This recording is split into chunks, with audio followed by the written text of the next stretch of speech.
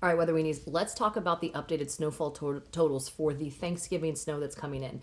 Snow totals are creeping up a little bit, and that's because of a couple reasons. We're going to get right to those total forecasts, but then I'm going to remind you why snow forecasting is so hard. We're going to start with Maine because apparently I didn't talk about it quite enough last time. So, seeing that there's a pretty good swath right here of that 8 to 12 inch range going through the central part of Maine.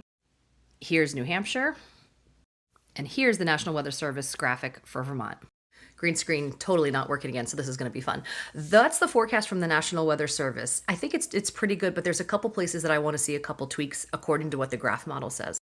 I zoomed in on this a little bit, and you see the areas where you see those purples. That's where we're looking at like the order of magnitude of about a foot. Anywhere you see dark blue, we're looking about 8 inches, and anywhere you see light blue, you see about 4 inches. So a couple things. There's a real tight gradient there on the southern side. You see you have like purple right next to nothing whatsoever. And depending on where that rain snow line kind of sets up and where those temperatures are really determine who gets a lot of snow and who just gets a whole bunch of rain. Small shifts in that line are nothing meteorologically speaking, but it makes a big difference and a big change for everybody's impact here that's watching this. So just understand that if you're living anywhere on that line, your range is much wider than someone who we know and is pretty guaranteed and set to get somewhere between like 8 and 12 inches of snow. The purple in this map is winter storm watches. The pinks are winter storm warnings. Snowfall totals have crept up a little bit in the graph model. National Weather Service also has upped their forecast models as well from where they were before, and they have a great write-up on it in their discussion. That's right here. If you want to read it, you can pause, but I'm going to give you the TLDR on it. Point one is the QPF, the quantitative precipitation, the amount of liquid that's up there to fall was looking like it was just under about an inch as models were leading up to it. Models have now gone slightly over an inch, like an inch to an inch and a quarter, so there's more liquid available, which is part of the reason why these snow totals have jumped up. If you have to travel tomorrow, earlier is better than later. So we're seeing some signals in the forecast models that come midday, afternoon, especially evening, where the snow bands develop. They could get particularly heavy at times, talking about 1 to 2 inches an hour. The other thing is the snow ratio on this storm is not impressive because temperatures are pretty marginal. We're looking at, like the forecast discussion said, a 1 to 6 ratio at the foothills, and that ratio gets better as you go higher in elevation.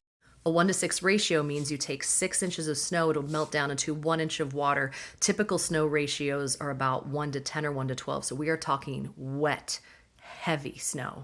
Because of these changes, because of the decreased snow ratios, how wet the snow is going to be, but how much more liquid's available and how much more snow we're going to get, they're saying that there's a pretty good chance of seeing some power outages along the line from Lebanon, New Hampshire to Skowhegan, Maine.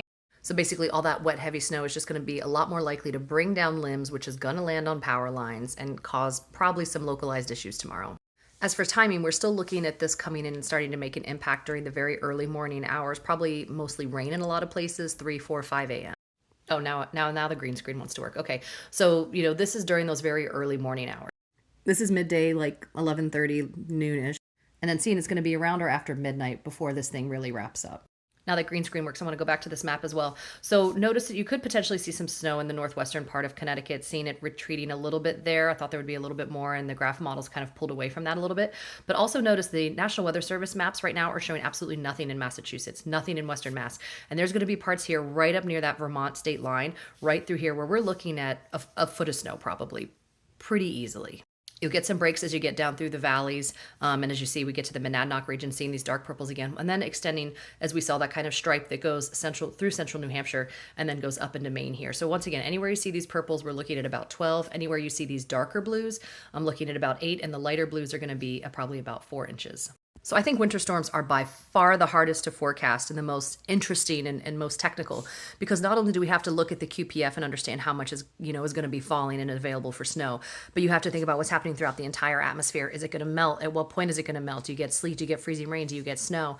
And even if the picture's really clear and you don't have warm air that interrupts that melt thaw process, and you do just get snow, now you've got to forecast snow ratios as well. And a 1 to 6 ratio versus a 1 to 12 ratio will give you the double amount of snow if you have that ratio off. So understand that winter forecasting is incredibly difficult. And as we go through the winter and go through more of these winter storms, I'll clue you guys in and let you guys know.